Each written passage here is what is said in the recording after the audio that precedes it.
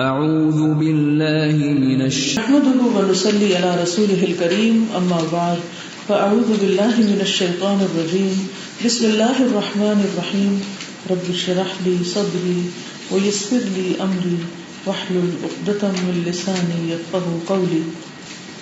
Number 15 ترک الخلوة بالمرأة الأجنبية. إذا كان النظر إلى المرأة الأجنبية يحضر الشيطان فإن الخلوة بها أشد في استدعاء الشيطان، ولذلك نهى النبي صلى الله عليه وسلم عن الخلوة بالمرأة الأجنبية.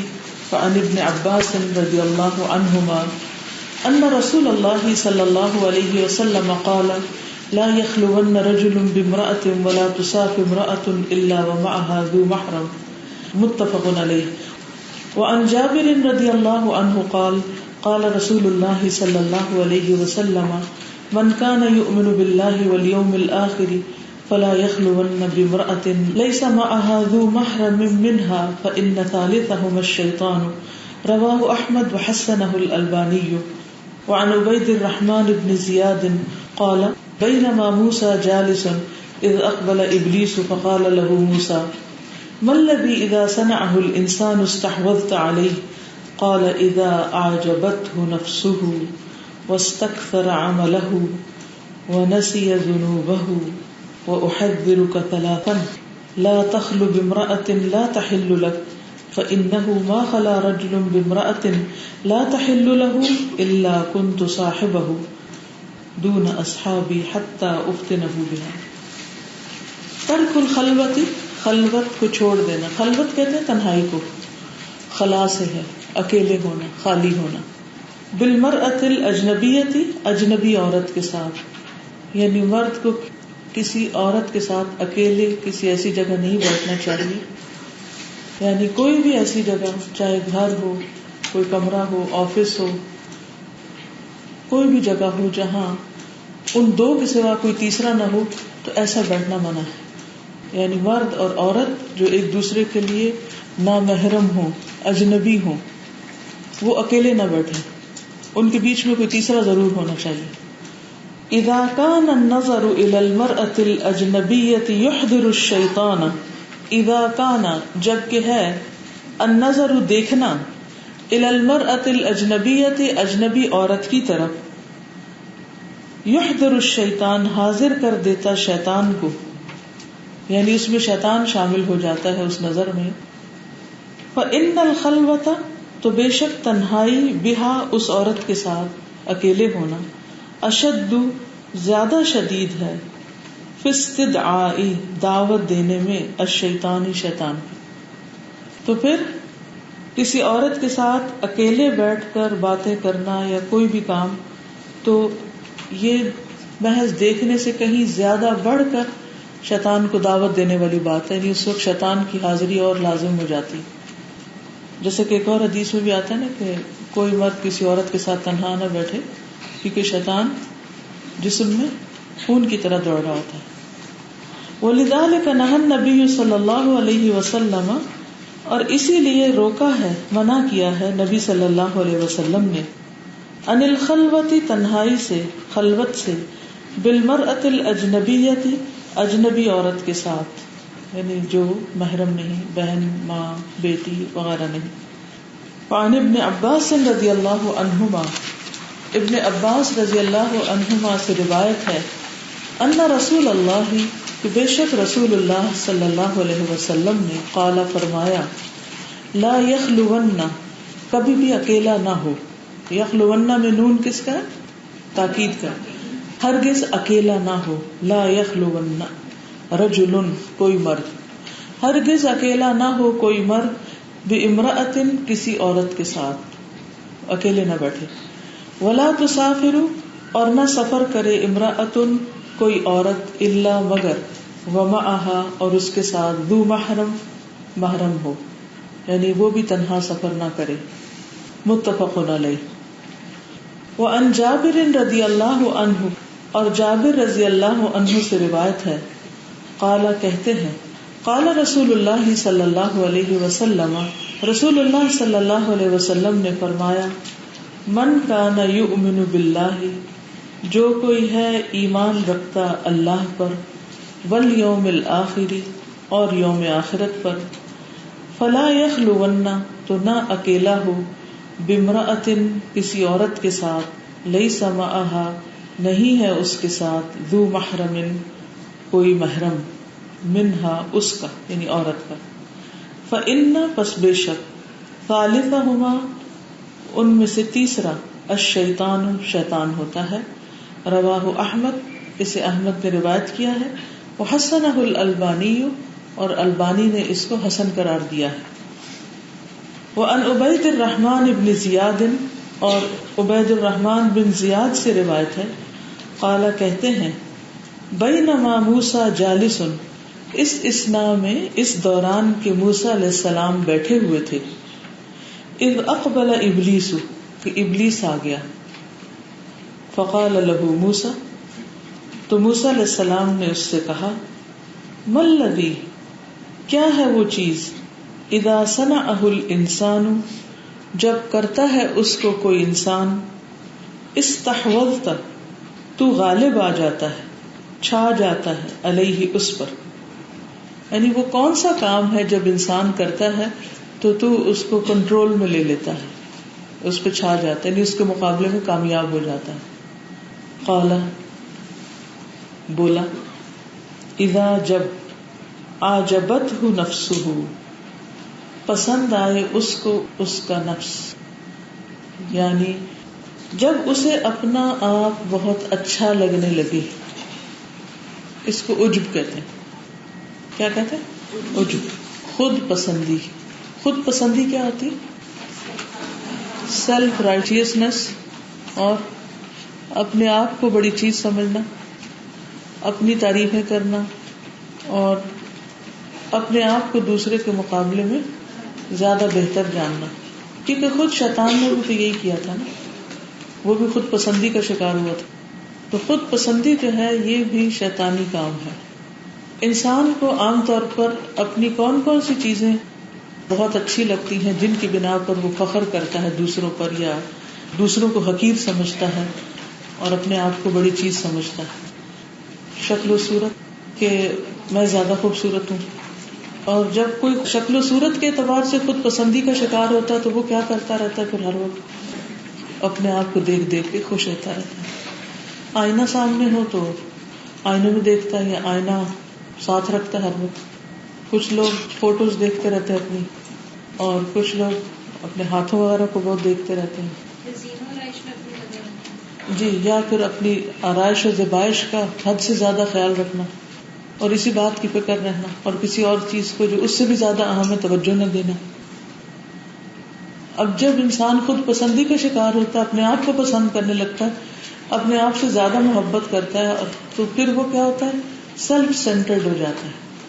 اور جو پھر سیلف سینٹرڈ ہو جاتا ہے تو خود غرض ہو جاتا ہے، اس کو اللہ تعالیٰ کے حقوق بھی یاد نہیں رہتے اور بندوں کو بھی یاد نہیں رہتے۔ اور یہ خود غرضی جو ہوتی ہے کہ صرف اپنی فکر کرنا، ایک بہت نقصان دہ چیز ہوتی ہے۔ تو یہ ساری چیزیں آپ نے دیکھا نا کہ صرف ایک خود پسندی سے کتنی چیزیں ساتھ خرابیاں شامل ہو گئی۔ پرائرٹیز بدل گئی، مال اور وقت کا استعمال کہاں ہونے لگا۔ آج بھی آپ دیکھیں کہ خواتین صرف لباس کے خریدنے، بنانے اور پہننے میں کتنا وقت، کتنا مال، کتنا کچھ لگاتی ہیں۔ صرف اپنی ذاتی آرائش اور زیبائش جو کہ ضرورت سے زائد ہوتی ہے بعض اوقات، اس میں کتنا وقت لگاتی ہیں، کتنا مال لگاتی۔ اس میں بعض اوقات اپنی ذات کے، اپنے بچوں کے، اپنے شوہر کے، اپنے رب کے، دین کے سارے حقوق پامال ہو رہے ہوتے ہیں، سب چیزیں پیچھے ہوتی ہیں، اور بہت سا قیمتی وقت اور بہت سا سرمایہ اسی چیز میں ضائع ہو جاتا ہے۔ اسراف کس وجہ سے ہوتا ہے؟ فضول خرچی کس وجہ سے ہوتی ہے؟ یعنی اگر آپ صرف اس چیز کو روٹ کاز سمجھیں، شیطان کے غالب آنے کے لیے وجہ اور سبب سمجھیں، تو وہ اور بھی بہت سی چیزیں آپ کے سامنے آ سکتی ہیں۔ یہ تو ایک جسمانی طور پر خود پسندی، اور عقل مند سمجھنا خود کو۔ تو جو لوگ اپنے آپ کو حد سے زیادہ عقل مند سمجھتے ہیں وہ ہر ایک کو پھر کیا قرار دیتے ہیں؟ بیوقوف۔ اس کا نتیجہ کیا ہوتا ہے؟ وہ ہر ایک کا مذاق اڑا رہے ہوتے ہیں، ہر ایک پہ باتیں بنا رہے ہوتے ہیں، ہر ایک پہ نکتہ چینیاں، ہر ایک کے اندر سے عیب نکالنا. کتنی خرابیاں اس سے آ جاتی ہیں. اور کیا وجہ ہوتی ہے خود پسندی کی؟ اپنی اسکلز کو، ڈگریز کو، علم کو، ان چیزوں کی وجہ سے خود پسندی کا شکار ہونا. اچھا، اس کا نتیجہ کیا ہوتا ہے؟ کہ انہیں ہر دوسرے بندے کا کام غلط نظر آ رہا ہوتا ہے، ہر دوسرا شخص جاہل نظر آ رہا ہوتا ہے. تو اس کا نقصان یہ ہوتا ہے کہ پھر انسان اپنی صلاحیتوں کو شیطانی راستوں میں استعمال کرنے لگتا ہے، کیونکہ شیطان اس کو یہ دھوکہ دیتا ہے کہ تم دوسروں سے بہتر ہو، تم زیادہ اچھے ہو، اور جو کچھ تم کر رہے ہو وہ سب صحیح ہے اور باقی ساری دنیا غلط ہے. اور اس کو وہ اس بات پر اتنا جما دیتا ہے کہ پھر انسان کی زندگی بعض اوقات مزریبل ہو جاتی ہے. کیونکہ آپ دیکھیے، اگر آپ ہر ایک میں صرف خامیاں دیکھ رہے ہوں تو آپ کے اندر کی کیفیت کیا ہوگی؟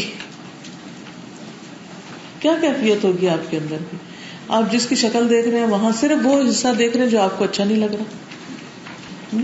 کوئی بات کر رہا ہے تو آپ اس کی بات میں سے صرف عیب تلاش کر رہے ہیں، کوئی کام کر رہا ہے تو آپ اس کے کام میں سے صرف غلطیاں نکال رہے ہیں. تو جس کی نگاہ ہر وقت کوڑے کرکٹ پہ پڑے، پھر اس کے دل کا حال کیا ہوگا؟ اس کو کہیں سے چین نصیب ہو سکتا؟ ایسا شخص پہ سیلف پٹی کا شکار ہو جاتا ہے اینڈ آف دا ڈے. جی آپ آج کے لوگ اس بات میں اتنا ٹائم ویسٹ کرتے ہیں، تو ایک دوسرے کو اکثر کامنٹس دے ہوتے ہیں، خاص طور پہ ینگ جنریشن کا بندوں کے بارے میں انالیسس بہت اچھا ہے. بالکل. ہمیں کس نے حق دیا کہ ہم ہر وقت دوسروں کو انالائز کرتے رہیں؟ تو پہلی یہ کمزوری جس کی وجہ سے شیطان انسان کے اوپر قابو پا لیتا ہے، کہتا ہے آپ شکار ہاتھ آ گیا، ٹریپ میں آ گیا. دوسری چیز وَاسْتَكْثَرَ عَمَلَهُ، اور وہ اپنے عمل کو بہت سمجھنے لگتا ہے. یعنی یہ بھی خود پسندی کا ایک حصہ ہے کہ وہ اپنے عمل کو بہت سمجھتا ہے کہ بہت نیک عمل ہے میرے پاس، مجھے اور کچھ کرنے کی ضرورت نہیں. اور یہ اس وقت ہوتا ہے جب کسی کو نیکی کے کسی کام کی دعوت دی جاتی ہے کہ آؤ یہ کرو، تو وہ کیا کہتا ہے؟ میں یہ بھی کرتا ہوں، یہ بھی کرتا ہوں، یہ بھی کرتا ہوں، میرے لیے اتنا ہی کافی، میری یہی لمٹس ہے، مجھے اس سے آگے کچھ نہیں بتاؤ، میں اور کچھ نہیں کر سکتا. گویا کہ وہ اپنے کیے کو انف سمجھتا ہے. تو جب کوئی انسان اس دھوکے کا شکار ہو جاتا ہے کہ اس کے پاس بہت نیک عمل ہو گئے، اس نے بڑی نمازیں پڑھ رکھی ہیں، بہت حج کیے ہوئے، بہت صدقہ خیرات کرتا ہے، تو پھر اس کی پروگرس رک جاتی ہے. شیطان چاہتا یہی.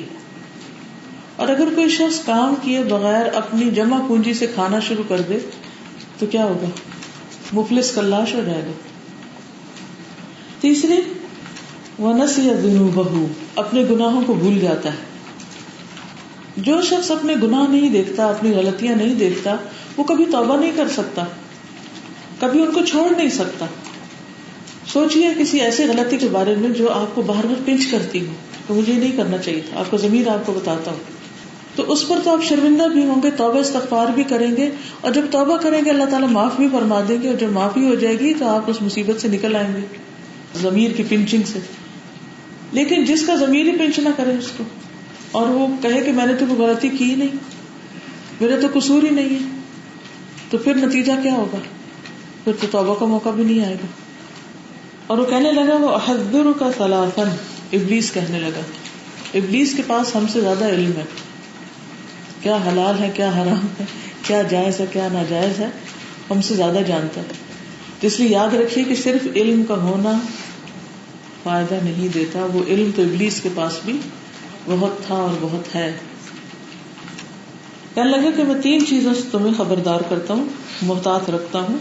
نمبر 1، لا تخلو بامرأۃ لا تحل لک، کسی ایسی عورت کے ساتھ اکیلے نہ ہونا جو تمہارے لیے حلال نہیں، یعنی محرم نہیں. فإنه ما خلا رجل بامرأۃ لا تحل له الا كنت صاحبه دون اصحابی حتى افتنه بها. فإنه، پس بے شک وہ، ما خلا نہیں اکیلا ہوتا، رجل کوئی شخص، بامرأۃ کسی عورت کے ساتھ، لا تحل له جو اس کے لیے حلال نہیں، الا كنت صاحبه مگر میں اس کا ساتھی ہوتا. یعنی جب کوئی مرد کسی عورت کے ساتھ اکیلا ہوتا ہے تو شیطان اس کا دوست بن جاتا ہے، شیطان اس کے پیچھے لگ جاتا ہے. دون اصحابی، میرے ساتھیوں کے علاوہ، یعنی میں اکیلا ہی کافی ہو جاتا ہوں. حتی افتنہ بہا، یہاں تک کہ میں اس کے ذریعے اس کو فتنے میں ڈال کے رہتا ہوں. یعنی اس وقت تک میں اس کے ساتھ لگا رہتا ہوں پھر جب تک کہ وہ عورت اس کے لیے کہ فتنہ بن نہیں جاتی، یعنی اس سے کوئی نہ کوئی غلط کام، حرام کام پھر کروا کے چھوڑتا. تو آپ دیکھیں کہ اس سلسلے میں ہمارے دین نے ہمیں کتنی واضح ہدایات دے دی کہ عورت اور مرد کے انٹریکشن کی حدود کیا ہے. اور اس میں اگر کوئی ایسی سچویشن اچانک آ بھی جائے، کیونکہ بعض اوقات آپ انٹینشنلی نہیں اس سچویشن میں ہوتے، مثلا آپ کسی لفٹ پہ جا رہے ہیں، آپ کسی بلڈنگ میں رہتے ہیں، اب ہر وقت آپ کے ساتھ کوئی نہیں ہو سکتا، آپ کے ہسبینڈ گئے ہوئے ہیں کام پر، آپ بچوں کو اسکول چھوڑنے کے لیے گئے، اسکول چھوڑنے کے بعد واپس اپنے گھر آ رہی، آپ ایسا گھر افورڈ نہیں کر سکتے کہ آپ ولا لے کے رہیں یا زمین پر کوئی گھر لیں، تو اس صورت میں آپ کو کسی ہائی رائز میں، کسی بلڈنگ میں، کسی اپارٹمنٹ میں رہنا پڑتا ہے. اب اپارٹمنٹ بعض اوقات 80 فلور پہ مشتمل ہوتے ہیں تو لفٹ جاتی. اب کئی دفعہ آپ لفٹ میں اس لیے سوار نہیں ہوتے کہ آپ اکیلے ہیں، کوئی اور نہیں ہے، صرف ایک اور مرد جا رہا ہے تو آپ نکل آتے ہیں، یہ چلا جائے میں اگلے اس پہ چلی جاتی ہوں، نیکسٹ لفٹ پہ چلی جاتی. آپ پھر اس میں جاتے ہیں، ایک دو عورتیں آپ کے ساتھ ہیں لیکن وہ 10ویں فلور پہ اتر جاتی ہیں اور 11ویں فلور سے ایک مرد پھر آپ کے ساتھ چڑھ جاتا ہے. اب یہ ایسی سچویشن ہے کہ جس میں آپ کیا کر سکتے، کچھ بھی نہیں کر سکتے. اب آپ وہاں سے نکل نہیں سکتے، اب کتنی دفعہ نکلیں گے، اور یہ تو روز کا کام ہے. اور یہ ایک اضطراری کیفیت ہے، ایکسیپشنل کیس ہے جس کا آپ کے پاس کوئی حل نہیں. یاد رکھیے ایکسیپشنل کیسز ہر جگہ پر ہوتے ہیں، ہر معاملے میں ہوتے ہیں. اب ایسے میں کیا کرنا کہ انسان دوسری طرف منہ کر کے کھڑا ہو جائے، جیسے دوسرے کے وجود کا پتہ ہی نہیں، بالکل اجنبی بن، اور اللہ کا ذکر کرتے کرتے اپنی منزل پہ پہنچ جائے.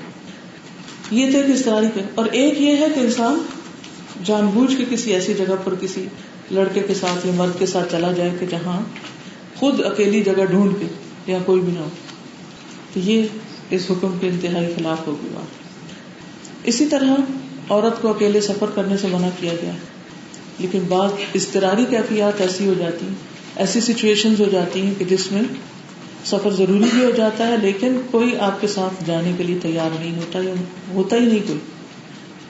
اب کئی لوگوں کے تو بھائی، بیٹے، بھانجا، بھتیجا کوئی ہو سکتا ہے، لیکن بعض سچویشنز میں لٹرلی میں ایسی خواتین کو جانتی ہوں کہ جن کا دنیا میں کوئی محرم زندہ ہی کوئی نہیں، نہ باپ، نہ بیٹا، نہ بھائی، نہ چچا، نہ ماموں، خصوصاً جو لوگ باہر رہتے ہیں.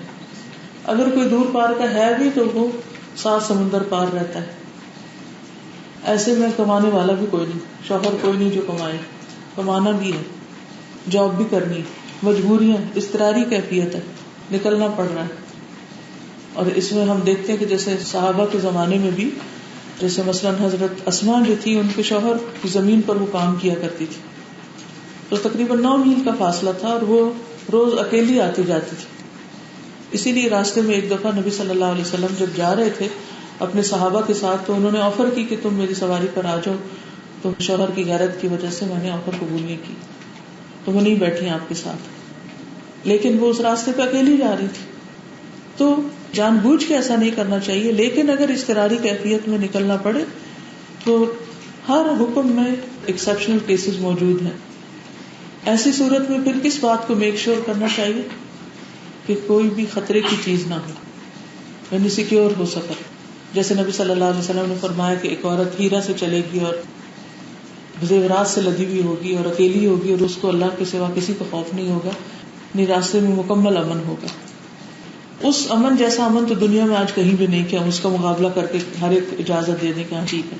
لیکن ایسی صورت میں انسان کئی چیزوں کو پھر مد نظر رکھتا ہے، اس کی اپنی صحت کیسی ہے، اس کی عمر کیا ہے، اور سفر کس قسم کا، اور سفر کی نوعیت کیا، اور سفر کی ضرورت کیا ہے، اور پھر اس کے ساتھ کون سا گروپ ہے، کون سا مجموعہ. جس چیز کی وجہ سے عورت کو اکیلے سفر کرنے سے منع کیا گیا، کیا وہ مشکلات ساری کا ازالہ ہوتا ہے، کہ اگر وہ کسی گروپ میں جا رہی ہے عورت تو پھر وہ ایک ایکسیپشنل کیس کے طور پر ہوگا. لیکن جان بوجھ کے صرف سیر و تفریح کے لیے نکل جانا اور کہنا جی آج میرا تو موڈ آف ہو رہا ہے، گھر میں بیٹھ کے بور ہو رہی ہوں تو چلو میں اکیلے لانگ ڈرائیو پر نکل جاؤں یا تھوڑا شہر سے باہر گھوم پھراؤں، تو اس چیز کی کوئی اجازت یا رخصت نہیں ہے. ابن عباس کہتے ہیں کہ رسول اللہ صلی اللہ علیہ وسلم نے فرمایا کوئی شخص کسی اجنبی عورت کے ساتھ خلوت اختیار نہ کرے اور کوئی عورت محرم کے بغیر سفر نہ کرے. ایک آدمی آیا اور عرض کرنے لگا کہ میری بیوی حج کے لیے جا رہی ہے جبکہ میرا نام فلاں غزوے میں جہاد کے لیے لکھ لیا گیا. آپ نے فرمایا جاؤ اور اپنی بیوی کے ساتھ حج کرو, یعنی اس کو کمپنی دو, کیونکہ حج ایک مشکل سفر ہے اور ایک بہت چیلنجنگ جگہ ہے. وہاں پر اکیلے چل پڑنا جو ہے وہ بہت سے مسائل کو جنم دیتا اور انسان زندگی موت کا مسئلہ. اس سفر میں مر جاتے ہوئے گھبراتے ہیں کیونکہ ایسے ہجوم اور ایسے کراؤڈز ہوتے ہیں کہ جس میں اکیلے سروائیو کرنا بہت مشکل ہے. پلس یہ کہ اس میں بعض جگہ ایسی ہیں کہ جہاں انسان اکیلا تو نہیں ہوتا لیکن جو لوگ ہوتے ہیں وہ اتنے مختلف مزاج اور مختلف قبائل اور مختلف علاقوں کے ہوتے ہیں کہ نہ کسی کی زبان انسان کو آتی اور نہ کسی کو پہچانتا ہو, تو وہ صورتحال بھی سیکیور نہیں ہوتی عورت کے لیے. نیکسٹ ہے شیطان سے بچنے کے لیے الزواج, شادی.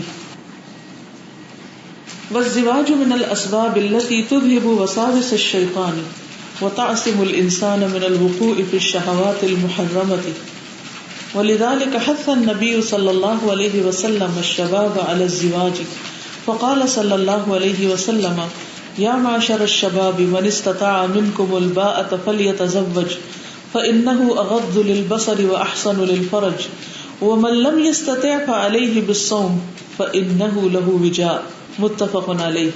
وعن جابر رضی اللہ عنہ ان رسول اللہ صلی اللہ علیہ وسلم رأى امرأة فأعجبته فأتى زینب فقضى منها حاجته وقال ان المرأة تقبل في سورة شيطان وتدبر في سورة شيطان فإذا رأى أحدكم امرأة فعاجبته فليأت أهله فإن ذلك يرد مما في نفسه, رواه مسلم. قال ابن الجوزي وقد نبه هذا الحديث على أمرين أحدهما التسلي عن المطلوب بجنسه, الثاني الإعلام بأن سبب الإعجاب قبة الشهوة فأمر بتنقيسها. والزواج اور شادی من الاسباب ان اسباب میں سے ہے, التی وہ جو تذہب لے جاتے ہیں, وساوس الشیطان شیطان کے وسوسے, یعنی شادی کرنے سے انسان کا نفس وسوسوں سے پاک ہوتا ہے, برے برے خیالات آنا بند ہو جاتے ہیں. وتعصم الانسان اور بچاتا ہے انسان کو, من الوقوع پڑنے سے, فی الشہوات المحرمۃ حرام خواہشات میں, حرام شہوت میں پڑنے سے انسان بچ جاتا ہے. ولذالک اور اسی لیے حث النبی صلی اللہ علیہ وسلم نبی صلی اللہ علیہ وسلم نے ابھارا ہے الشباب نوجوانوں کو, علی الزواج شادی پر.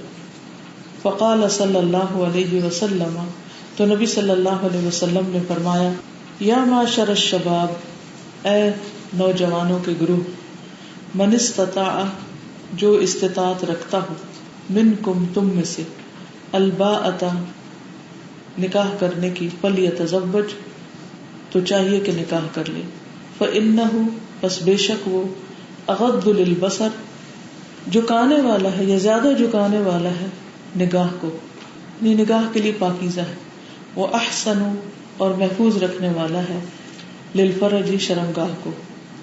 ومن لم یستطع تو جو استطاعت نہ رکھتا ہو, فعلیہ بالصوم تو اس پر لازم ہے روزہ رکھنا. فإنہ پس بے شک وہ, لہو اس کے لیے, وجاء ڈھال ہے, یعنی وہ روزہ اس کے لیے برائی سے بچنے کا ذریعہ بن جائے گا, رکاوٹ بن جائے گا, یعنی اس کی شہوت کو توڑنے کا ذریعہ بن جائے گا. وجاء کا مطلب ہے شہوت توڑنے والا, مفہوم ہے ڈھال یعنی رکاوٹ. وعن جابر رضی اللہ عنہ اور جابر رضی اللہ عنہ سے روایت ہے, ان رسول اللہ صلی اللہ علیہ وسلم کہ بے شک رسول اللہ صلی اللہ علیہ وسلم نے, رآ دیکھا, امرأتن ایک عورت کو, فاعجبتہ تو وہ آپ کو اچھی لگی, فاتا زینب تو آپ حضرت زینب کے پاس آئے, فقضا منہا حاجتہ تو پوری کر لی آپ نے ان سے اپنی ضرورت. وقالا اور فرمایا, ان المرأة بے شک عورت, تقبل آتی ہے, فی صورت شیطان شیطان کی شکل میں, وتدبر فی صورت شیطان اور پلٹتی ہے شیطان کی صورت میں. فاذا رأى احدکم پھر جب دیکھے کوئی تم میں سے, امرأتن کسی عورت کو, فاعجبتہ تو وہ اس کو پسند آئے, فلیأت اہلہ، تو چاہیے کہ آئے اپنی بیوی کے پاس. فإن ذلک، بس بے شک یہ بات، یرد لوٹا دے گی، پھیر دے گی، مما اس چیز کو جو فی نفسہ اس کے نفس میں ہے، اس کے اندر جو خیالات آ رہے ہیں ان کو ختم کر دے گی. اب اس میں ہو سکتا ہے کہ آپ میں سے کوئی کہیں کہ ہاں یہ تو اللہ کے رسول تھے اور وہ اتنے پاکیزہ انسان تھے اور بہت بڑے مقام پر تھے، تو ان کے دل میں خیال کیوں آئے؟ ہمیشہ یہ بات یاد رکھنی چاہیے کہ اللہ کے رسول صلی اللہ علیہ وسلم ایک انسان تھے، اور اللہ تعالیٰ نے انسان کو نبی اس لیے بنایا، پیغمبر اس لیے بنایا تاکہ ان پر وہ ساری کیفیات گزرے جو کسی بھی انسان پر گزرتی ہیں، اور تاکہ وہ اپنے عملی نمونے سے سکھا سکیں. اگر نبی صلی اللہ علیہ وسلم کے اندر ایسا کوئی خیال آ ہی نہیں سکتا تو اس کا مطلب وہ انسان ہی نہیں، اور اگر وہ انسان ہی نہیں تو انسانوں کے لیے نمونہ کیسے بن سکتے ہیں، ان کے لیے مثال کیسے بن سکتے ہیں، ان کے مسائل کا حل کیسے کر سکتے ہیں. دیکھیے نا، جو لڑکی ابھی خود ماں نہیں بنی، کیا وہ کسی ماں کو کوئی ایڈوائس دے سکتی؟ دینے کو تو بہت کچھ دیتے ہیں لوگ، لیکن جب وہ خود ماں بنتے ہیں تو وہ ساری ایڈوائس ان کو بھول چکی ہوتی ہے. جب کوئی بچہ شور کر رہا ہوتا ہے تو جن کے بچے نہیں ہوتے وہ کیا کہتے ہیں؟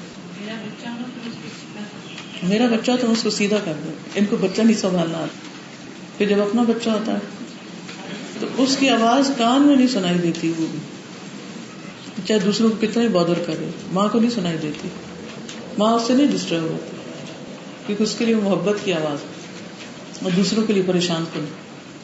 تو جس شخص پر کوئی کیفیت خود نہ گزری ہو، اس نے اس کیفیت کو ایکسپیرئنس نہ کیا ہو، تو وہ اس قابل نہیں ہوتا کہ کسی کو ایڈوائس دے.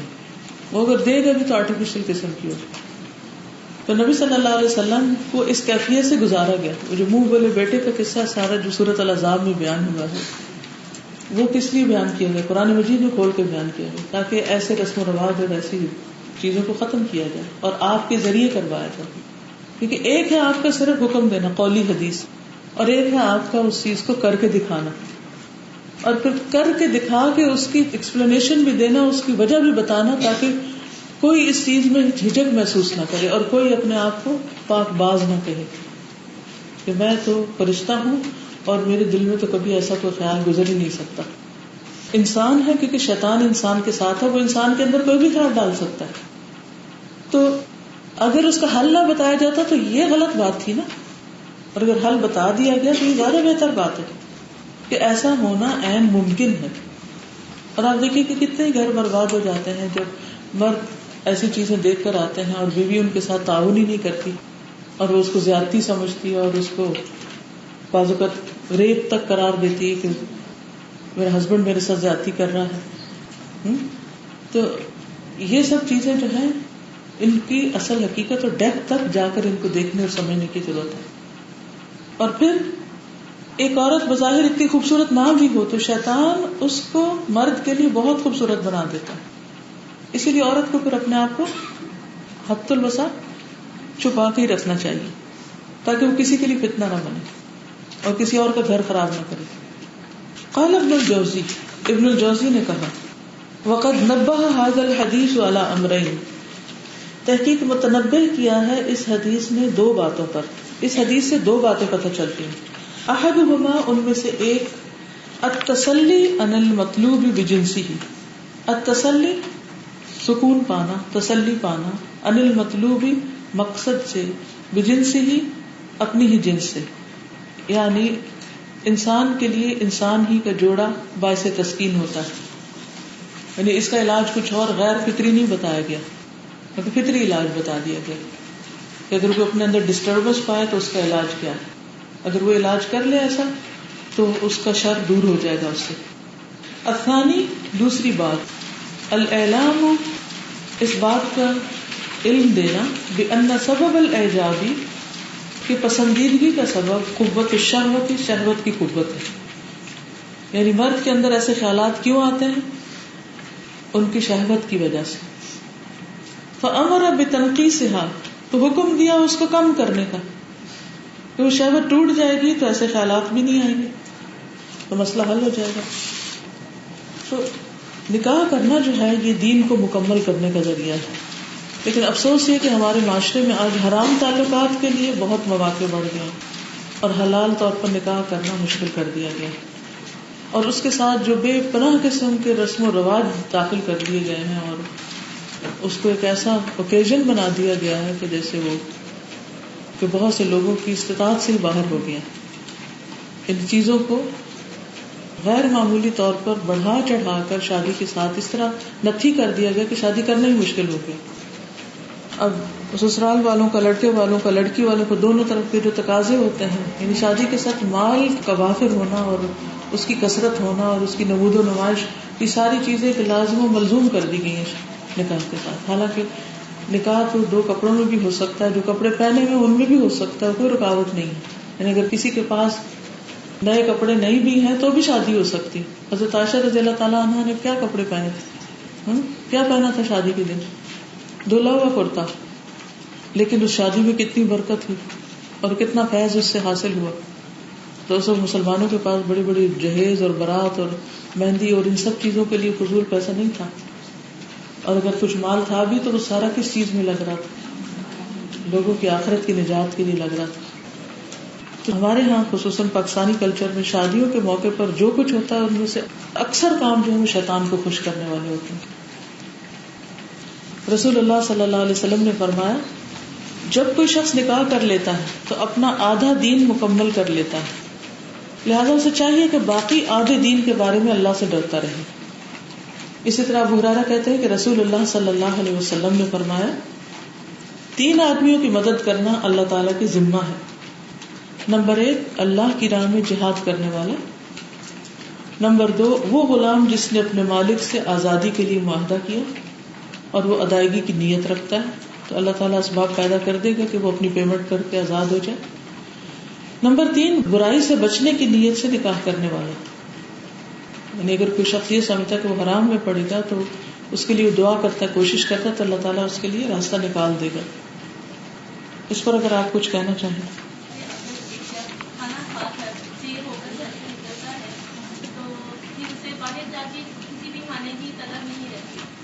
بالکل سیٹسفیکشن اچھی بات کی آپ نے. کہتی کہ انہوں نے کہیں سے پڑھا یا سنا کہ جب کوئی شخص گھر سے کھانا کھا کے نکلتا ہے تو اس کو پھر کھانے کی طلب نہیں ہوتی، اس کی بھوک نہیں ہوتی.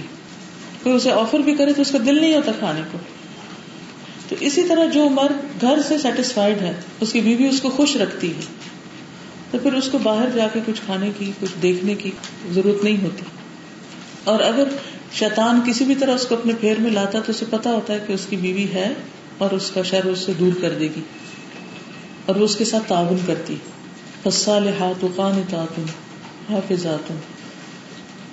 شوہر بیوی کی باہم لڑائی کی کئی وجوہات ظاہر نظر آ سکتی ہیں، لیکن اگر ڈگ ڈاؤن کریں تو پرسنل لیول پر سیٹسفیکشن کا نہ ہونا، اس کی وجہ سے ایک دوسرے سے اجنبیت اور ایک دوسرے سے کوئی تعلق نہ ہونا. اور کیونکہ اللہ تعالیٰ نے شادی کا رشتہ رکھا کیوں ہے؟ کیا حکمت بتائے گی قرآن مجید میں؟ وَمِنْ آيَاتِهِ أَنْ خَلَقَ لَكُمْ مِنْ أَنفُسِكُمْ أَزْوَاجًا لِتَسْكُنُوا إِلَيْهَا، کہ تم سکون پاؤ ان سے. وَجَعَلَ بَيْنَكُمْ مَوَدَّةً وَرَحْمَةً، تمہارے درمیان محبت اور رحمت رکھ دی. لیکن جب نہ سکون ملتا ہے، نہ مودت، نہ رحمت، تو پھر انسان ان چیزوں کی تلاش میں باہر جھانکنے لگتا ہے. جی ہاں، شابش، اچھا پوائنٹ یاد کرایا کہ بعض اوقات ممکن نہیں ہوتا کہ انسان شادی کر سکے، خصوصاً لڑکیوں کے لیے. اب وہ ماں باپ کو کہیں شادی کرو یا کس کو کہیں. بعض اوقات ماں باپ بےچارے بہت پریشان بھی ہوتے ہیں اور کوشش بھی کر رہے تھے، اس کے باوجود رشتہ نہیں ملتا، وہ بھی مجبور ہوتے ہیں. تو ایسی صورت میں انسان پھر اپنے آپ کو یہ نہ کہے کہ چونکہ میری شادی نہیں ہوئی اس لیے میں ہر صحیح غلط رستہ اختیار کر کے اپنی ضرورت پوری کر سکتی. نہیں، اللہ تعالیٰ کے رسول صلی اللہ علیہ وسلم نے روزہ رکھنے کا حکم دیا، تو روزہ جو ہے وہ انسان کے ان برے خیالات کے لیے رکاوٹ بن جائے گا.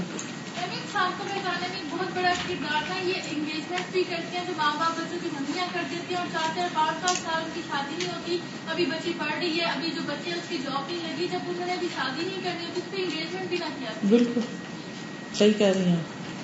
اور 4-5 بہن بھائی ہیں، 2 بڑے ابھی بیٹھے ہیں، 40 سال 45 سال عمر ہو گئی، چھوٹا 35 سال کا ہے. اگر دونوں واحد نکاح کر لیتا ہے، نماز پڑھتا ہے، قرآن پڑھتا ہے، سب کچھ کرتا ہے، اس کو نظر آتا ہے کہ شادی نہیں ہونی، وجہ کیا ہے کہ پیسہ. گھر ہے سب کچھ ہے لیکن یہی رسم و رواج کی وجہ اپنا سکتے ہیں. اگر وہ باہر نکاح کر لیتا ہے تو پھر لڑکا تو کر سکتا ہے. اس کی والدہ کہتی ہے کہ تم معاف نہیں کروں گی. وہ اپنی فکر کرنی چاہیے ان کو کہ کیا ان کے پاس کوئی جواز ہے کہ ان رسم و رواج کی خاطر نکاح روکنے کا. یعنی بعض اوقات ہم اتھارٹی بنا لیتے ہیں نا اپنی کہ میں ماں ہوں تو جنت دوزخ میرے ہاتھ آ گئی, چاہے غلط میں خود ہی کیوں نہ ہوں. تو یہ سوچ بھی غلط ہے. مرد کے لیے شادی کرتے وقت ماں باپ کی بلیسنگز یا دعائیں وہ تو اپنی جگہ ہے, لیکن قانونی طور پر اجازت کا کوئی حکم نہیں ہے. لڑکی کے لیے ہے کہ ولی کی اجازت سے کرے شادی. جی آپ فرمائیں. ساتھ یہ جو ابھی بات کرنے کی نا کہ والدہ نے کہا کہ تم جنت میں نہیں جا سکو گے کیونکہ تم نے میری نافرمانی کی ہے, یہ اس حد تک ہمارے یہاں رواج جو بن گیا ہے کہ والدین کی نافرمانی ہے.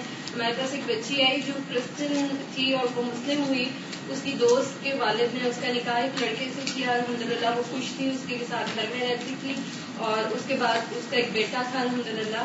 لیکن اس کی ماں نے 3-4 سال کے بعد اس کو طلاق دلوا کے چھوڑی کہ چونکہ یہ مسلمان بعد میں ہوئی ہے اور ہمیں اس کے ایمان کا یقین نہیں ہے اور تم نے ہمارے کہے بغیر, ہمیں بتائے بغیر, انفارم کیے بغیر تم نے اس سے نکاح کیا. والدہ کی فرما برداری جو ہے وہ ضروری ہے والدین کی, لہٰذا تم اسے طلاق دو.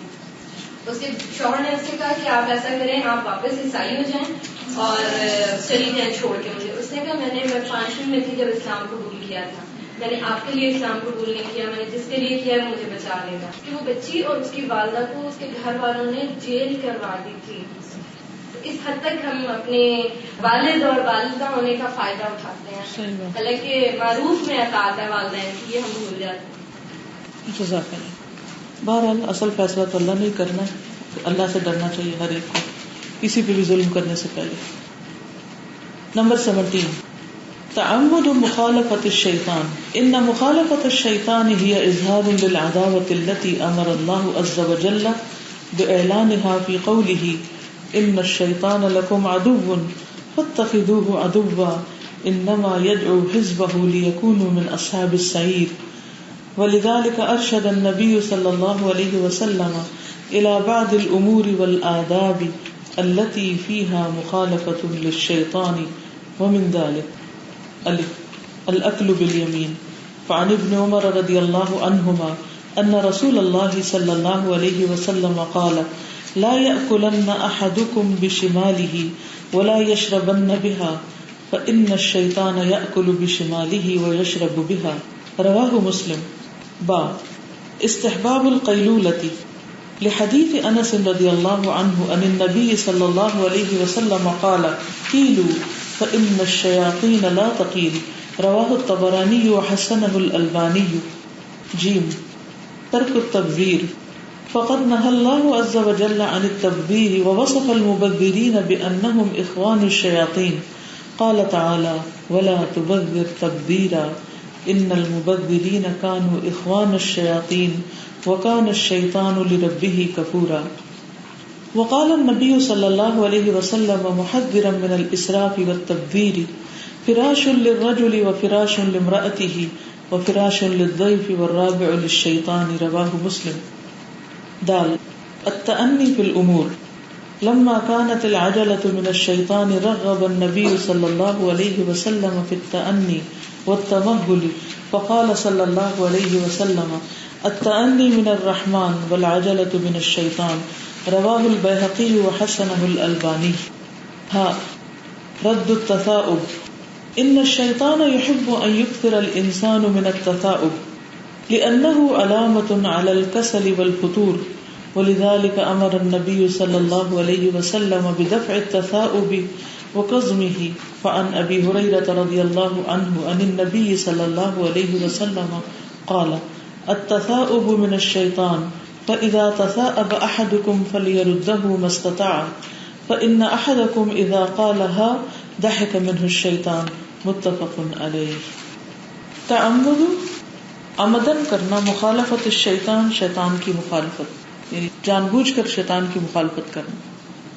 ان مخالفت الشیطان بے شک شیطان کی مخالفت ہی اظہار للعداوتی وہ اظہار ہے دشمنی کا, یعنی شیطان کے اپوزٹ کام کرنا دشمنی کا اظہار ہے.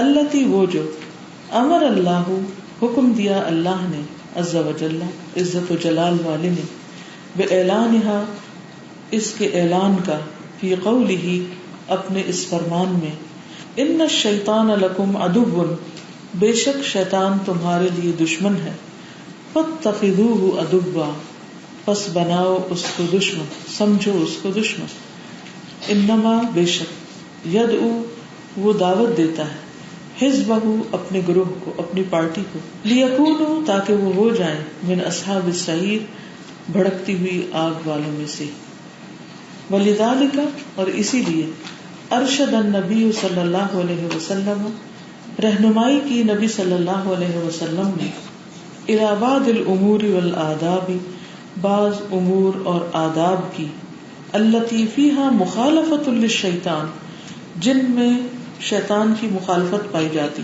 ومن ذالک اور ان میں سے کچھ یہ ہیں.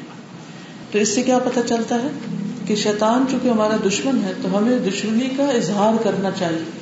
ضروری نہیں ہر کوئی زبان سے ہی کہتے رہے بلکہ زبان کے علاوہ عمل سے، یعنی وہ کام نہ کریں جو شیطان کو خوش کرتے ہیں اور وہ کام جان بوجھ کے کریں کہ جس سے شیطان ناراض ہوتا ہے، کڑتا ہے، جلتا ہے، روتا ہے. دشمن کے مقابلے کا یہی طریقہ ہے. نمبر 1 الاکل بالیمین دائیں ہاتھ سے کھانا. فعن ابن عمر رضی اللہ عنہما ابن عمر رضی اللہ عنہما سے روایت ہے ان رسول اللہ صلی اللہ علیہ وسلم بے شک رسول اللہ صلی اللہ علیہ وسلم نے قال فرمایا لا یأکلن ہرگز نہ کھائے احدکم تم میں سے کوئی ایک بشمالہ اپنے بائیں ہاتھ سے، تم میں سے کوئی کبھی بائیں ہاتھ سے نہ کھائے، ولا یشربن بہا اور ہرگز نہ پیے اس کے ساتھ، نہ کھائے نہ پیے، یعنی لیفٹ ہینڈ سے کھانا اور پینا دونوں ہی منع ہے. کیوں؟ فإن الشیطان پس بے شک شیطان یأکل کھاتا ہے بشمالہ اپنے بائیں ہاتھ سے ویشرب بہا اور پیتا ہے اسی کے ساتھ. یعنی الٹے ہاتھ سے کھانا اور پینا شیطان کا کام ہے. اب کچھ لوگ کھانا کھاتے ہوئے رائٹ ہینڈ میں کوئی سالن لگ گیا، کوئی چیز لگ گئی، تو اب ان کو یہ ہوتا ہے کہ گلاس خراب ہوگا، تو وہ پھر کیا کرتے ہیں الٹے ہاتھ میں گلاس پکڑتے ہیں، پیتے بھی الٹے ہاتھ سے، بس نیچے کو ایک انگلی ٹکا لیتے ہیں. یہ الٹے ہاتھ سے ہی پینا ہے. اگر آپ کو گلاس کے گندا ہونے کا ڈر ہے تو کوئی بات نہیں، وہ دھل جائے گا. اور اگر آپ یہ سمجھتے ہیں کہ وہ بدلا لگے گا اتنی دیر پڑا ہوا، تو آپ کو ٹیشو پاس رکھ لیں، اس سے گلاس پکڑ لیں، کوئی بھی طریقہ اختیار کریں، لیکن بائیں ہاتھ سے نہ پیئیں کیونکہ شیطان بائیں ہاتھ سے پیتا ہے. تو اگر کوئی بائیں ہاتھ سے پیتا ہے یا کھاتا ہے تو گویا شیطان کی پیروی کر رہا ہے. تو ہمیں اس سے کیا منع نہیں کیا گیا؟ لا تتبعوا خطوات الشیطان، کیا قرآن کا حکم نہیں ہے نا؟ تو جان بوجھ کے شیطان کی مخالفت مختلف اعمال میں کرنا ضروری ہے اپنی دشمنی کے اظہار کے طور پر. نیکسٹ ہے نمبر 2 با استحباب القیلولہ، قیلولہ کا مستحب ہونا، یہ قیلولہ پسند کرنا. لحدیث انس رضی اللہ عنہ، حضرت انس کی حدیث کی وجہ سے اللہ تعالیٰ ان سے راضی ہو. ان النبی صلی اللہ علیہ وسلم، وہ نبی صلی اللہ علیہ وسلم سے روایت کرتے ہیں، قال آپ نے فرمایا قیلو قیلولہ کیا کرو، فإن الشیاطین پس بے شک شیطان لا تقیلو قیلولہ نہیں کرتے. قیلولہ ضرور کیا کرو کیونکہ شیطان قیلولہ نہیں کرتے. قیلولہ کا ٹائم یہ کہ جیسے نصف النہار دن ڈھلنے کے وقت، اس سے آگے پیچھے. لیکن عصر کے بعد سونا حماقت، عشاء سے پہلے سونے سے منع کیا گیا، تو ظہر سے تھوڑا پہلے یا بعد دونوں وقت میں کیا جا سکتا ہے. بیٹر ہے آفٹر لنچ. ہاں وہ قیلولہ نہیں ہوتا. قیلولہ 20 سے 25 منٹ، بس تھوڑا سا، یعنی سوتے جاگتے بیچ کی کیفیت ہوتی ہے، تھوڑی سی نیند ہوتی ہے، بہت گہری اور کئی گھنٹوں کی نیند نہیں ہوتی. یہ بعض لوگوں کو ہوتی ہے مشکل کہ جب وہ سوتے ہیں تو پھر وہ اٹھ نہیں پاتے. تو اگر وہ ابتدا میں اٹھ جائے نا، اس سے پہلے کہ وہ گہری نیند میں جائے، تو وہ تھکاوٹ بھی اتر جاتی ہے. اور اگر آپ کو نیند آتی نہیں، کئی لوگوں کو تو آدھا گھنٹہ نیند نہیں آتی، آدھا گھنٹہ اگر لیٹ کے نیند آنے لگے گی تو پھر کئی گھنٹے سوئیں گے. تو اس سے بہتر ہے کہ پھر صرف خاموش لیٹ کر ہی اٹھ جائے انسان. اور کچھ دنوں میں اگر آپ ایک ٹائم مقرر کر لیں تو لیٹتے ہی آپ کو تھوڑی دیر کے لیے، یعنی کہ 7 منٹ تقریباً انسان کو لگتے ہیں لائٹ سلیپ میں جاتے ہوئے، تو اگلے 7 منٹ آپ سو جائیں اور اگلے 7 منٹ پھر آپ واپس اٹھنے میں، اور تو 20 منٹ 21 منٹ 25 منٹ بہت بہت فائدے کے ہوتے ہیں. بس اتنی دیر آپ لوگ، یعنی اتنی دیر ہر چیز شٹ ڈاؤن کر لیں، اپنے کان، آنکھیں، دل، دماغ، ہر چیز، بات چیت چھوڑ دیں، خاموش ہو کے دائیں طرف لیٹ جائیں، کافی ہو جائے. پڑا تھا کہ جو دوپہر میں 1 گھنٹے سے زیادہ کی نیند ہے نا، Yes. وہ سانس کی بیماریاں پیدا کرتی ہے اور وقت سے پہلے انسان کی موت کے امکان ہوتے ہیں. کہتے ہیں کہ انہوں نے پڑھا ہے کہیں کہ دوپہر کو 1 گھنٹے سے زیادہ کی نیند سانس کی بیماری بھی پیدا کرتی ہے اور قبل از وقت موت کو بھی دعوت دیتی. وقت تو خیر اللہ نے لکھا ہوا ہے، لیکن مراد یہ کہ نقصان دہ چیز ہے. کچھ دن پہلے روزہ رکھے تو پاک ہوا تو دوپہر کا ٹائم تھا، جب وہاں پہ گئے تو سب جانور سوئے ہوئے تھے اور ہم انہیں دیکھ کے مگر سے ڈسٹرب کر رہے. یہ بتا رہی کہ یہ زو میں گئی اور سب جانور سو رہے تھے، لوگ انہیں دیکھ دیکھ کے ڈسٹرب کر رہے تھے. گھر میں بھی یہی ہوتا ہے، کچھ لوگ کیلولا کر رہے تھے اور باقی لوگ ادھر ادھر باتیں کر کے ان کو ڈسٹرب کرتے ہیں. میرا اپنا ایکسپیرینس ہے کیلولے کا. جب میں نے میرا چیزیں میرا پڑھنا لیکچر سنے تو اس میں نے سنا کہ شیطان کیلولے نہیں. کچھ میری مصروفیات ایسی تھی کہ میں یا تو 1 گھنٹہ سوتی تھی یا سوتی نہیں تھی. اب جب یہ سنا تو پھر اس کو عمل میں لے کر آئی کہ 15 منٹ کا نیپ چاہیے. اب میری کوئی بھی مصروفیات نہیں، الحمدللہ اس 15 منٹ میں اتنی فریشنس ہو جاتی تھی کہ اگلے کاموں کے لیے تیار ہو جاتی تھی الحمدللہ. اور وقت میں اتنی برکت ظاہر 1-1.5 گھنٹہ دوپہر کو سو کے تو پھر اگلے سارے گھنٹے سستی گزرتی تھی. اور پھر رات کو نیند نہیں آتی، پھر رات کو نہیں آتی تو پھر صبح دوبارہ سو جاتے ہیں، جب دوبارہ سوتے ہیں تو کیلولا نہیں ہوتا، تو سارا سائیکل ڈسٹرب ہو گیا. تو اس لیے ہر چیز کو اپنے حد پر رکھیں. جی بس آپ آفس میں، اسکول میں، کالج میں ہیں، لانگ آورز کام کرتے ہیں، نہیں ہے ٹائم آپ کے پاس، تو آپ اپنے ٹیبل پر ہی بازو کے اوپر سر رکھ کے سو جائیں تھوڑی دیر.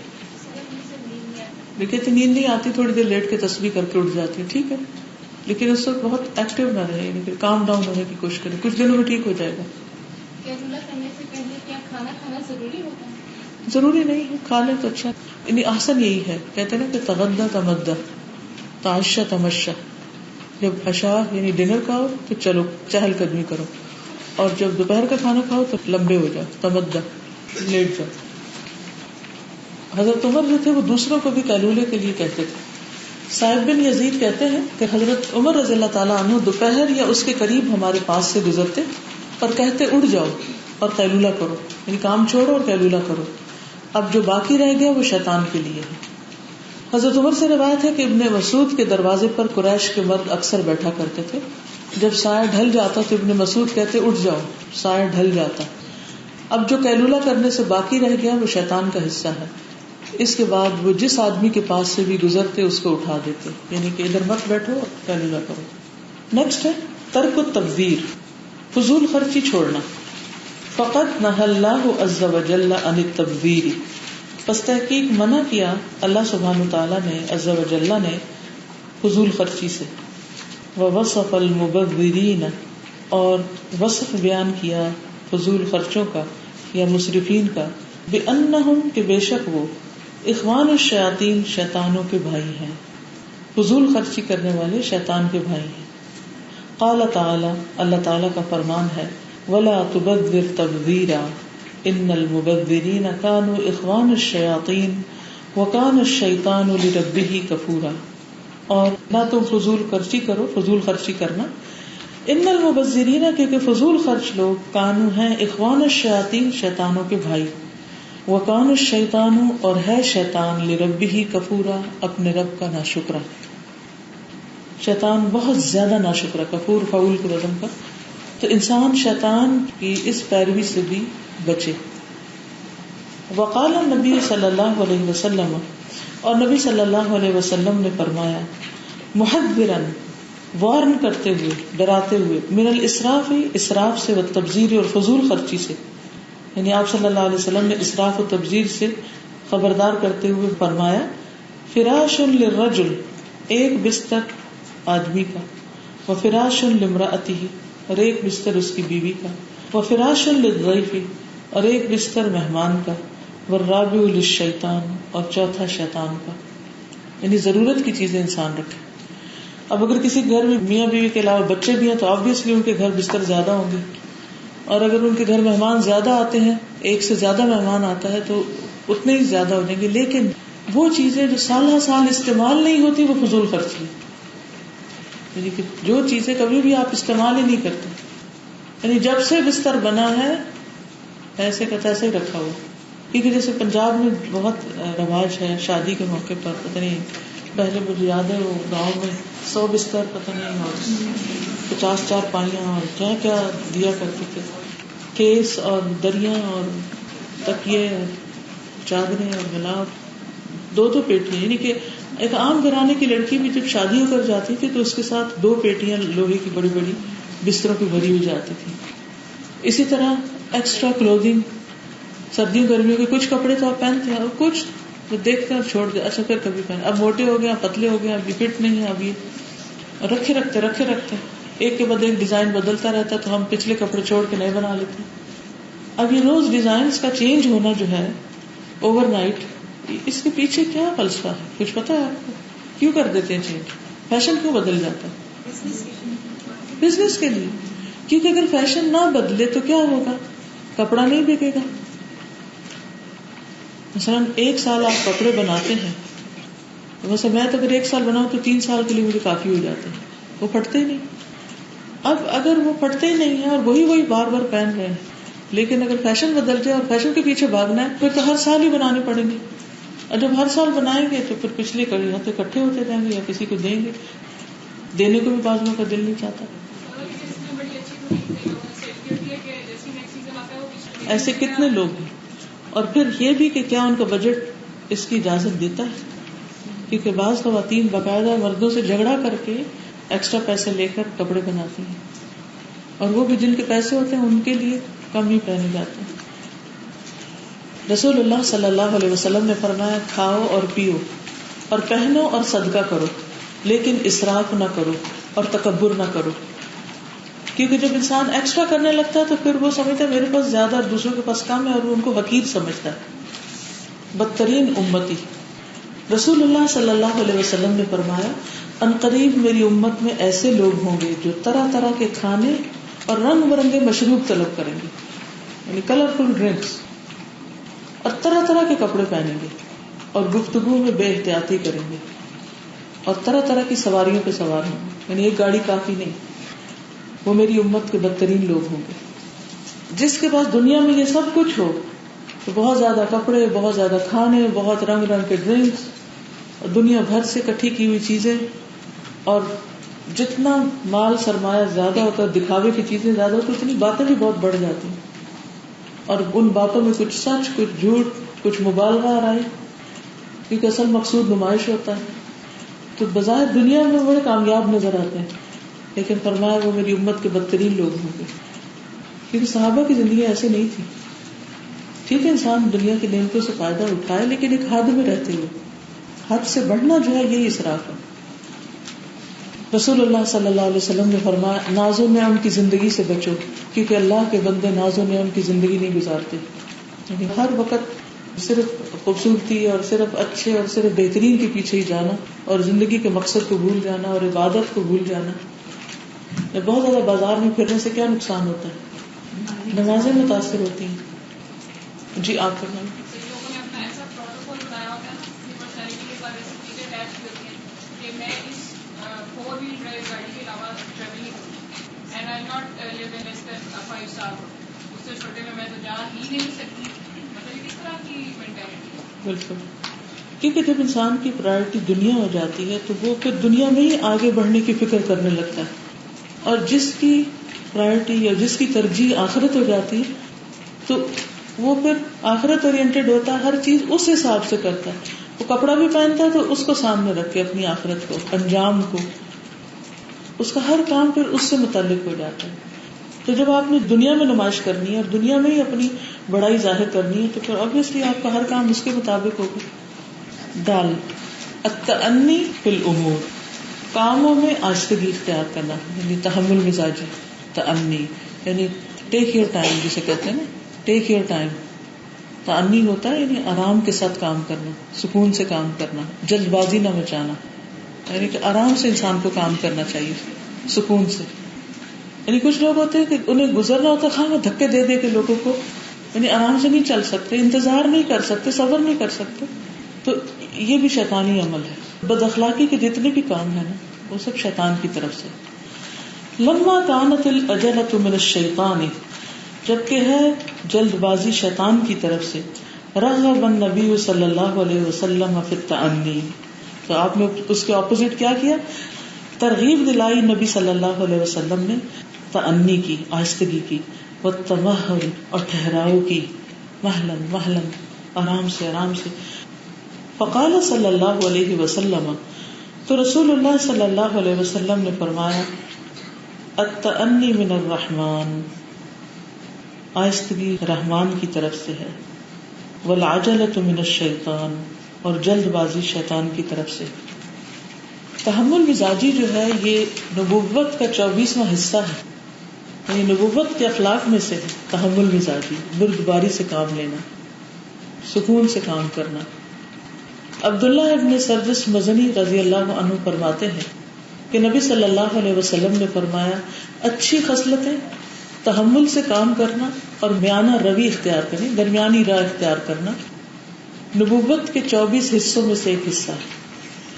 پھر اللہ تعالیٰ کی محبوب صفات ہے، یعنی شیطان کی پسندیدہ صفت کیا ہے؟ جلد بازی. اور اللہ سبحانہ و تعالیٰ کی محبوب صفت کیا ہے؟ حلم، تحمل. نبی صلی اللہ علیہ وسلم نے فرمایا اللہ تعالیٰ غنی، یعنی غنی وہ جو لوگوں سے بے نیاز ہو، تحمل والے، سوال سے بچنے والے سے محبت رکھتا ہے، اور بد زبان، فاجر، چمٹ کر مانگنے والے سے بغض رکھتا ہے جو پیچھے ہی پڑ گئے. یعنی کس سے محبت رکھتا ہے؟ غنی. لوگوں کے پاس جو ہے اس سے اس کو کوئی دلچسپی نہیں، جس کو اللہ نے جو دیا وہ اللہ کی تقسیم ہے، خوش رہے لوگ اپنے گھر میں، ان سے کوئی لالچ نہیں رکھتا، ان پہ نظر نہیں رکھتا. اور تحمل کرتا ہے، یعنی لوگ بڑی بڑی باتیں کر جائیں، اس کو گالیاں دے جائیں، کچھ کریں تو چپ کر کے سن لیتا ہے. سوال سے بچنے والے، یعنی لوگوں کے پیچھے پڑ کے مانگنے والے نہیں ہوتے، اس سے بھی محبت رکھتا ہے. اور نفرت کس کس سے رکھتا ہے؟ بد زبان، بد اخلاق، فاجر، گناہگار، چمٹ کر مانگنے والے، یعنی لوگوں سے استغنا برتنے کے برعکس لوگوں کے پیچھے پڑ جانے والے، ان سے بغض رکھتا ہے. پھر اسی طرح کوئی بھی کام چاہے بظاہر دیکھنے میں کتنا ہی اچھا کیوں نہ ہو، ان سب میں جلدی کرنے کی بجائے آرام سے کرنا چاہیے، چاہے وہ مسجد ہی کیوں نہ جا رہے ہیں اور جماعت کھڑی کیوں نہ ہو چکی. زارے سے روایت ہے کہ وہ وفد عبد القیس میں تھے. وقت آتے تھے نا آپ کے پاس، ڈیلیگیشن آتے تھے مختلف قبائل کے، تو ایک عبد القیس کا وفد آیا. وہ کہتے ہیں کہ جب ہم مدینہ پہنچے تو اپنے اونٹوں سے جلدی جلدی اترنے لگے، یعنی ایکسائٹیڈ تھے کہ نبی صلی اللہ علیہ وسلم کو دیکھیں، شوق میں. اور نبی صلی اللہ علیہ وسلم کے ہاتھوں اور پیروں کا بوسہ لینے لگے، یعنی چومنے لگے. اور منظر اشج انتظار میں رہے، یعنی وہ پیچھے ویٹ کر رہے تھے، یہاں تک کہ وہ اپنے سامان کے پاس آئے اور 2 کپڑے نکال کر پہن لیے. پھر نبی صلی اللہ علیہ وسلم کے پاس آئے، یعنی انہوں نے یہ جلد بازی نہیں کی بلکہ تیار ہو کر آئے. تو آپ نے ان سے فرمایا تم میں 2 خصلتیں ایسی ہیں جو اللہ تعالیٰ کو محبوب ہیں، ایک بردباری اور دوسرے وقار اور متانت. انہوں نے کہا اللہ کے رسول صلی اللہ علیہ وسلم کیا یہ 2 خصلتیں جو مجھ میں ہیں میں نے ان کو اختیار کیا ہے یا اللہ نے مجھ میں پیدائشی رکھی ہیں؟ آپ نے فرمایا بلکہ اللہ نے پیدائشی سے تمہارے اندر یہ چیزیں رکھی ہیں. اس پر انہوں نے کہا اللہ تیرا شکر ہے جس نے مجھے ایسی 2 خصلتوں کے ساتھ پیدا کیا جن کو اللہ اور اس کے رسول پسند فرماتے ہیں. تو نعمت انسان کو ملے تو اس پر شکر کرنا چاہیے، نہ ہو تو انسان کو کوشش کرنی چاہیے اور ایکوائر کرنا چاہیے، ان چیزوں کو محنت کرنی چاہیے. آپ نے دیکھا ہوگا کہ کچھ بچے بہت صابر ہوتے ہیں، وہ اپنی باری کا انتظار کر لیتے ہیں، لیکن کچھ بچے دوسروں کو دھکا دے کے پیچھے ہٹا کے خود آگے ہو جاتے ہیں. آپ نے تو کبھی نہیں لائن توڑی، لائن تو نہیں کبھی توڑی. حالانکہ اگر انسان اس سے تھوڑا سا صبر کر کے سوچے کہ گزر ہی جائیں گے نا، ادھر تھوڑے کھڑے رہنا، سب نے نکل جانا، یہ بھی نکل جائیں گے، جلدی کس بات کی. جیسے ایئرپورٹ پہ ہے، بورڈنگ پاس ملا ہوا ہے، سب نہیں سوار ہوگی، لیکن لوگ ایسے بھاگتے ہیں ایک دوسرے کو دھکے دیتے ہیں اور پھر آگے جا کے پھر بیٹھے رہتے ہیں نکلنے کی بھی اتنی جلدی جلدی جا رہی ہے کیونکہ وہ مزاج میں جلد بازی نا.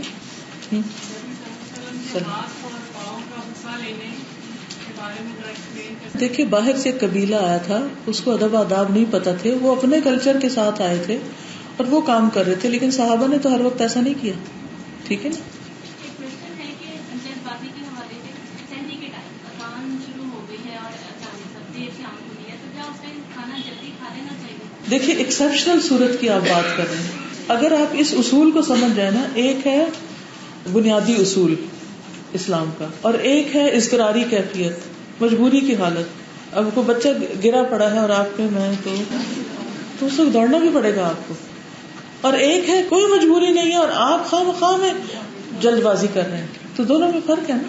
باتیں اس سے کہتے ہیں کہ اگر ہم لوگ اپنے کام کی روٹین صحیح کریں نا, اگر فجر سے کرنا شروع کریں تو اس میں جلد بازی نہیں ہوتی, بالکل نارمل سے کرتے ہیں ہر کام. اور اگر ہم لوگ 12 بجے سو کے اٹھے تو وہ ہمیں ہر چیز میں جلدی پڑی ہوئی ہوتی ہے. بالکل. جو صبح اٹھتے ہیں ان کے لیے نبی صلی اللہ علیہ وسلم نے دعا کی ہے, ان کی صبح میں برکت ہوتی ہے, ان کے کام جلدی مکمل ہو جاتے ہیں, ہر چیز وقت پر کرتے ہیں.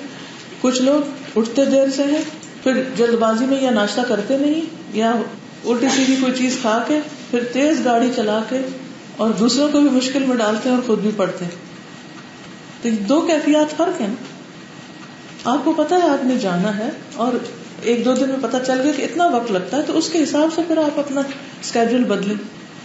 اسی طرح جلد بازی گفتگو میں بھی ہوتی.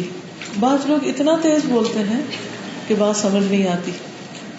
رسول اللہ صلی اللہ علیہ وسلم نے فرمایا, اللہ عز و جل ایسے آدمی سے غصے ہوتا ہے جو ناحق زبان آور ہو, بہت باتیں بنائے, یعنی باتوں میں کوئی اس سے جیت نہ سکے, ہر وقت وہ دوسروں کو چپ کرا دے, اپنی زبان کو ایسے چلائے جیسے گائے چلاتی ہے اور لپیٹ لپیٹ کی گھاس کھاتی ہے, یعنی بہت باتونی اور تیز بولنے والا.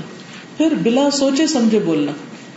رسول اللہ صلی اللہ علیہ وسلم نے فرمایا, مجھے سب سے زیادہ مبغوث اور میری مجلس سے دور رہنے والے لوگ وہ ہیں جو زیادہ باتونی, بلا سوچے سمجھے اور بغیر احتیاط سے بولنے والے اور تکبر کرنے والے. پھر اسی طرح تیز تیز چلنا.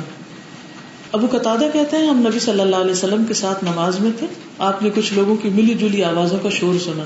نماز کے بعد آپ نے دریافت فرمایا, تمہارا کیا معاملہ تھا؟ لوگوں نے کہا ہم نماز کے لیے جلدی کر رہے تھے. آپ نے فرمایا ایسا نہ کرو, بلکہ جب تم نماز کے لیے آؤ تو وقار اور سکون کو ملحوظ رکھو. نماز کا جو حصہ پاؤ اسے پڑھ لو, جو رہ جائے بعد میں پورا کر لو. پھر اسی طرح دعا میں جلد بازی. ادھر دعا کرتے ہیں اور ادھر کیا کہتے ہیں, کیا چاہتے ہیں فوراً قبول ہو جائے, نہ ہو تو فرسٹریشن کا شکار ہو جاتے ہیں اور بعض اوقات اپنے ہی خلاف بد دعائیں مانگنے لگتے ہیں. وَيَدْعُ الْإِنسَانُ بِالشَّرِّ دُعَاءَهُ بِالْخَيْرِ وَكَانَ الْإِنسَانُ عَجُولًا. انسان برائی کے لیے بھی ایسے ہی دعا کرتا ہے جیسے بھلائی کے لیے کرتا ہے. دراصل انسان بڑا جلد باز واقع ہوا ہے. تو یہ انسان کی اوور آل کمزوری ہے, ویکنس ہے, لیکن اس میں کیا ہے کہ انسان کو ایفرٹ کر کے اپنی ان بری عادتوں کو دور کرنا چاہیے. رد التثاؤب, جمائی روکنا, جمائی یوننگ. ان الشیطان یحب ان یکثر الانسان من التثاؤب. بے شک شیطان کو پسند ہے کہ انسان بہت زیادہ جمائیاں لے.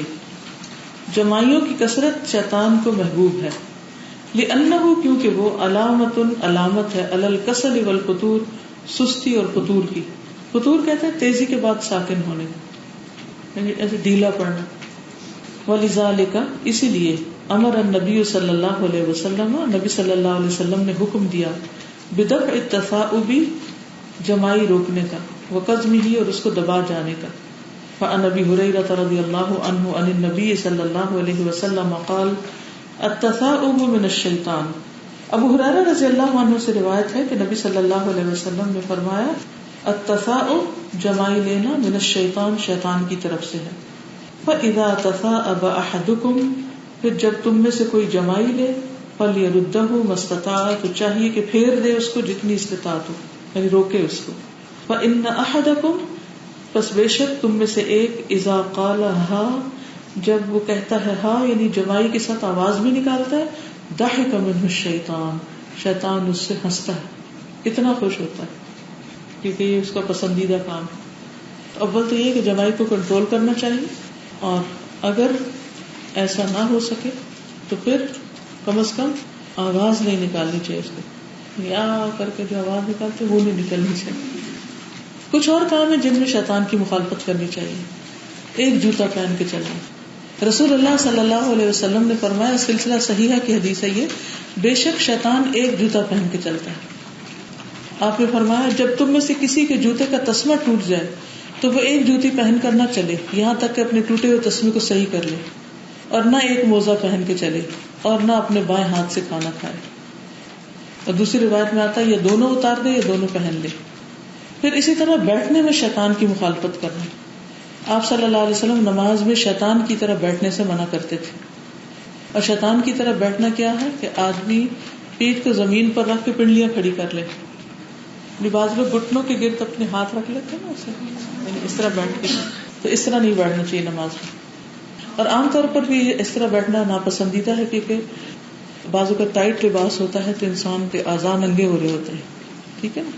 پھر اسی طرح شریک بن سوید کہتے ہیں کہ ایک مرتبہ رسول اللہ صلی اللہ علیہ وسلم میرے پاس سے گزرے جبکہ میں اپنا بایاں ہاتھ کمر کے پیچھے کر کے، بایاں لیفٹ ہینڈ کمر کے پیچھے کر کے انگوٹھے کی جگہ پر دباؤ ڈال کر بیٹھا ہوا تھا. تو آپ نے فرمایا کیا تم ان لوگوں کی طرح بیٹھتے ہو جن پر اللہ کا غضب ہوا؟ یعنی اس طرح کا پوز اختیار کرنا کہ ایسے بائیں ہاتھ کے انگوٹھے پہ ٹیپ لگا کے اور اس کو پیچھے کر کے، اس میں دیکھیے اکڑنے کا انداز نہیں آ جاتا. تو یہ بیٹھنے میں جو اکڑ ہے یہ پسندیدہ نہیں ہے. پھر لیٹنے کا ممنوع طریقہ کیا ہے؟ الٹا لیٹنا. جی.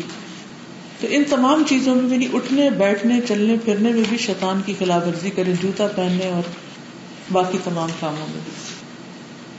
چلیے ٹھیک ہے. السلام علیکم ورحمۃ اللہ وبرکاتہ.